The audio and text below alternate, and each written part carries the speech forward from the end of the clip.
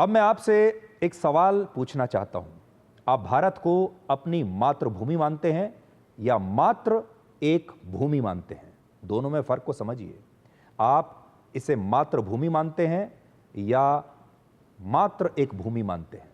और हमारे देश में दोनों ही लोग हैं। जिनके लिए ये मातृभूमि है ऐसे भी हैं, और कुछ ऐसे भी हैं जिनके लिए ये मात्र एक भूमि है।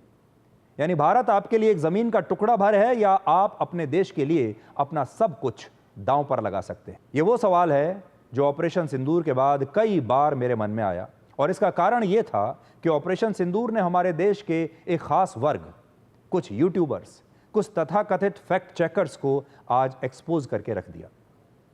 ये अलग अलग रूप में हमारे देश में काम कर रहे हैं। कोई अपने आप को कुछ बताता है, कोई कुछ बताता है। इनके रोल अलग अलग हैं। कुछ लोग राजनीति में भी हैं। और इस बार हमें यह पता चला कि हमारे बीच कुछ ऐसे लोग हैं, जैसा मैंने कहा, जो अलग अलग भूमिकाओं में हैं। कुछ यूट्यूबर्स हैं, कुछ सोशल मीडिया इन्फ्लुएंसर्स हैं, कुछ नेता हैं जो भारत की खाते हैं और फिर पाकिस्तान तक इसी भारत की सूचनाएं पहुंचाते हैं, रहते यहीं पर हैं, लेकिन इनके मन में पाकिस्तान बसा हुआ है। यह भी पता चला कि हमारे बीच मुट्ठी भर लोग ऐसे भी हैं जो भारत को बदनाम करने के अवसर तलाशते हैं और अभिव्यक्ति की आज़ादी की आड़ में भारत के सम्मान का सौदा करते हैं। इस युद्ध में भारत में बने हथियारों की तो लाइव टेस्टिंग हो गई, लेकिन साथ ही इसमें भारत के लोगों की देशभक्ति की भी लाइव टेस्टिंग हुई है। और हमें यह पता चला कि कुछ लोग यूट्यूबर्स, कुछ तथाकथित फैक्ट चेकर्स बनकर, उनके भेष में छिपकर भारत को कमजोर कर रहे हैं, और अब भारत इनकी असलियत को जान गया है। इसलिए आपसे भी हम ये कहना चाहेंगे कि आप अब तक यही सोचते होंगे कि सोशल मीडिया पर अलग अलग तरह के लोग आते हैं, वो अलग अलग विचार आपके सामने रखते हैं, ये सब कुछ अभिव्यक्ति की आज़ादी के लिए हो रहा है, ये सब कुछ अपनी अपनी बात देश तक पहुंचाने के लिए हो रहा है। लेकिन सब कुछ इतना आसान नहीं है। जिस तरह से कितने सारे यूट्यूबर्स इस बार पकड़े गए हैं जो थोड़े से पैसे के लिए पाकिस्तान के लिए काम कर रहे थे, ये तो वो हैं जो खुलेआम जासूसी कर रहे थे। लेकिन अभी ना जाने कितने और ऐसे लोग होंगे जिनके बारे में हमें पता नहीं चला।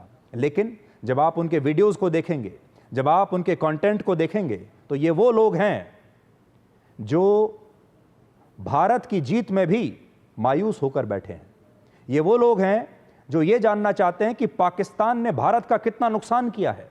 ये वो लोग हैं जो ये कहते हैं कि जब भारत का हवाई जहाज गिरेगा तो ये तालियां बजाएंगे, जब भारत का नुकसान होगा तब ये सवाल पूछेंगे, जब पाकिस्तान का नुकसान होगा, जब पाकिस्तान हार जाएगा तब ये सवाल नहीं पूछेंगे, तब ये मायूस होकर बैठ जाएंगे। इसलिए ऐसे लोगों से सावधान रहिए।